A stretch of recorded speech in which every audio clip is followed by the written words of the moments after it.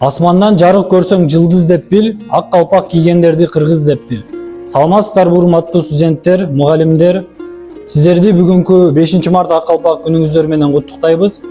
5 март бул ак калпак күнү 2011 жылдан бери Кыргыз Республикасында расмий түрдө майрамдалып келет. Ак калпак бул кыргыз элинин кийим-кечектеринин ичинен эң ыйыгы. Аны кийгендер гана сезе алышат. Калпакты кантип кийген оң. Калпактын төбөсүн түшүрүп кийбеш керек. Бул үйдө баш көтөрөр эр бүлө жок калды. Кимдин бийлиги күчтүү болсо, ошонун айтканындай болом дегенди түшүндүрөт.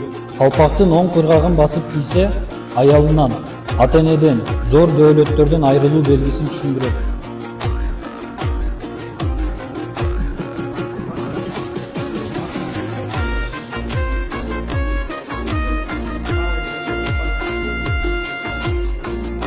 Калпакты өңү түсү боюнча ажыратып, эркектердин жаш өзгөчөлүгүнө карата баш кийимди кийишкен.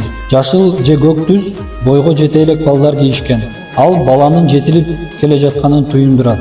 Кызыл, күрөң түс бойго жеткенде кыюусу кызыл түстүү калпак кийишкен. Кара түс. Эр жигит кыз алып турмуш улаганда, үйлүү жайлуу болгондо кыюусу кара ак калпак кийген. Ак калпак. Ак калпак эр жигиттин кадыры көтөрүлүп, калк башында турууга күчү жетсе, мындай жигит ак калпак кийген. Калпагына карап, жигитти төргө карай өткөрүп, устукан тартышкан. Сооронбай Жусуев, Алакан.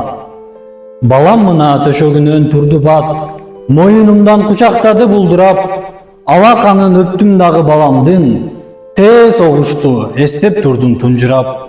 Самак эле ынак досум сырдашкан, укмуш болчу күлкү менен ыр жактан, ызылдаган октор тына калганда, ыр күлкүгө бизди бөлөп чыргаткан.